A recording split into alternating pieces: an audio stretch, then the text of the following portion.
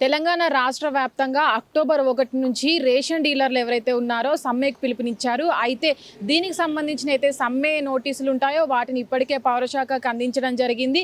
అయితే ఏదైతే వీళ్ళకి సంబంధించినటువంటి బకాయిలు ఉన్నాయో వాళ్ళకి రావాల్సినటువంటి కమిషన్ను కాంగ్రెస్ ప్రభుత్వం ఆలస్యం చేస్తుందని ఇప్పటి వరకు వాటికి చెల్లించలేదని అయితే ఈ సమ్మెకు దారి జరిగింది. అయితే గత నెల ఈ నెల 4వ తారీఖున ఇప్పటి వరకే సమ్మెలు జరిపినప్పటికీ ప్రభుత్వం దీన్ని పట్టించుకోకపోవడమే ఇంత పెద్ద సమ్మెకి దారి తీసిందని అయితే మనం చూడొచ్చు. అయితే ఇప్పటికీ వాళ్ళకు రావాల్సినటువంటి ఏవైతే కమిషన్లు ఉన్నాయో దానికి వాళ్ళు ప్రభుత్వం ఎలాంటి ఆలోచన చేయకపోవడము, వాళ్ళు ఇబ్బందులు పాలవడం అయితే వాళ్ళు ఆ బాధని వాళ్ళ సమ్మె ద్వారా అయితే ఈ రాష్ట్ర వ్యాప్తంగా తెలియజేయాలని అయితే చూస్తున్నారు. ఇప్పటికే వాళ్ళు ఎన్నిసార్లు కమిషన్లు ప్రభుత్వానికి ఆర్జీ పెట్టుకున్నప్పటికీ కూడా ప్రభుత్వం వాళ్ళని కనికరించకపోవడం అయితే మనం చూడొచ్చు. అయితే ఇప్పటికే ఏదైతే కాంగ్రెస్ ప్రభుత్వం ఏర్పడినప్పటి నుంచి కూడా ఒక్కొక్క సంస్థ ఏదైతే విద్యా సంస్థ కావచ్చు, అటు ఆరోగ్య సంస్థ కావచ్చు, మొన్నటికి మొన్న ఏదైతే విద్యార్థులకు సంబంధించినటువంటి రియంబర్స్మెంట్ సంబంధించినటువంటి వాళ్ళు కూడా ప్రభుత్వానికి వ్యతిరేకంగా ఉండి ఆ రియంబర్స్మెంట్ చెల్లించట్లేదని అయితే సమ్మెకు దిగడం జరిగింది.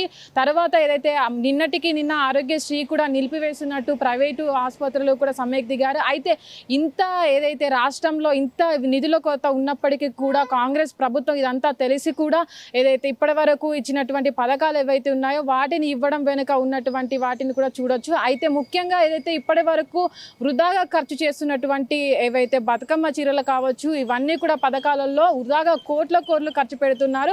అలాంటి డబ్బును తీసుకువచ్చి ఏదైతే విద్యారంగం, వైద్యారంగం ఇప్పటి వరకు ఉన్నటువంటి బకాయిలు ఏవైతే ఉన్నారో వాటికి ఖర్చు చేస్తే బాగుండని అయితే చాలా మంది అనడం జరుగుతుంది. అయితే ఇప్పటికీ మనం చూడొచ్చు, మొన్నటికి మొన్న ఏదైతే రియంబర్స్మెంట్లు ఉన్నాయో దాంట్లో మాట్లాడినప్పుడు ఆర్థిక మంత్రి అయినటువంటి బట్టి విక్రమార్క కూడా గత పార్టీ ఏదైతే ఉందో వాళ్ళు ఉన్నప్పుడు చేసినటువంటి అప్పులు ఏవైతే ఉన్నాయో అవే రాష్ట్రం మీద ఎక్కువ పడడం, వాటిని తీర్చడానికే రాష్ట్రం దగ్గర నిధులు లేకపోవడం అయితే మనం చూస్తున్నామని అయితే ఒకటి చెప్పడం జరిగింది. అయితే దాని మీద అంత నిధుల కొరత ఉన్నప్పుడు ఎందుకు కాంగ్రెస్ ప్రభుత్వం ఇన్ని పథకాలకు హామీ ఇచ్చింది, ప్రజలను ఇన్ని పథకాలకు ఎందుకు చెప్పి గెలవడం జరిగిందని అయితే చాలామంది అంటున్నారు. అయితే దీనికి సంబంధించి ఇప్పటికే ఏదైతే ఈ రేషన్ డీలర్లు ఉన్నారో వాళ్ళు కూడా రాష్ట్రం అంతా సమ్మె చేస్తామని అయితే చెప్పడం జరిగింది.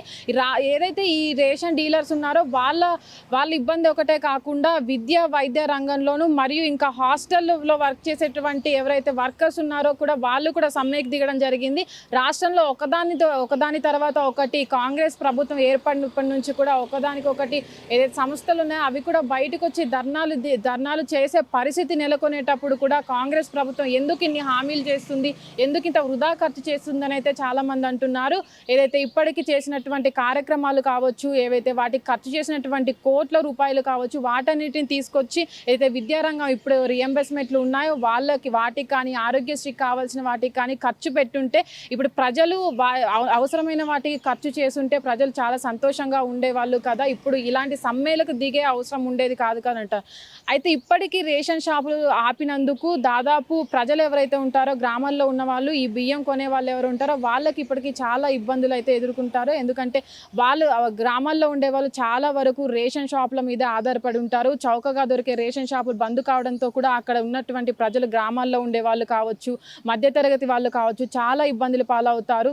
ప్రభుత్వం దీనిపైన కొంచెం చొరవ చూపేసి అయితే రేషన్ షాపులో చెల్లించాల్సినటువంటి బకాయిలు ఏవైతే ఉన్నాయో, వాళ్ళకి కావాల్సిన కమిషన్లు ఏవైతే ఉన్నాయో వాటిని త్వరగా పూర్తి చేస్తే దాదాపు చాలా మందికి ఏదైతే రేషన్ షాపులు మళ్ళీ ఓపెన్ అయ్యి వాళ్లకు మంచి జరుగుతుందని అయితే చాలా మంది ఆశిస్తున్నారు. అయితే ఇప్పటికే అక్టోబర్ 1 నుంచి సమ్మెకు దిగుతున్నట్టు ఎవరైతే రేషన్ డీలర్స్ ఉన్నారో వాళ్ళు ప్రకటించినప్పటికీ ప్రభుత్వం చూడాలి, మరి ఇంకా చాలా రోజులు ఉన్నప్పటికీ ప్రభుత్వం ఎలాంటి నిర్ణయం తీసుకుంటుంది, ఈ బకాయిలు చెల్లిస్తుందా లేదా అని అయితే మరి చూడాలి.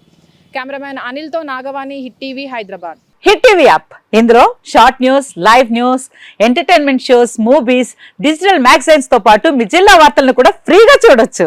ఇంకెందుకు ఆలస్యం, వెంటనే హిట్ టీవీ యాప్ ని డౌన్లోడ్ చేసుకుని ఫ్రీగా ఎంటర్టైన్మెంట్ పొందండి. Hit TV app. Hit TV app. Please download hit TV app. Hit TV app ని ఫ్రీగా డౌన్లోడ్ చేసుకుని ఎంజాయ్ చేయండి. మీకు నచ్చిన ఎంటర్టైన్మెంట్ కోసం హిట్ టీవీ యాప్ ని ఫ్రీగా డౌన్లోడ్ చేసుకుని ఎంజాయ్ చేయండి. హిట్ టీవీ యాప్ ని డౌన్లోడ్ చేసుకుని ఆస్వాదించండి, ఆశీర్వదించండి. ఇంతమంది సెలబ్రిటీలు హిట్ టీవీ యాప్ ని డౌన్లోడ్ చేసుకోండి అని చెప్తున్నారంటే ఎంత మంచి యాప్ ఆలోచించండి.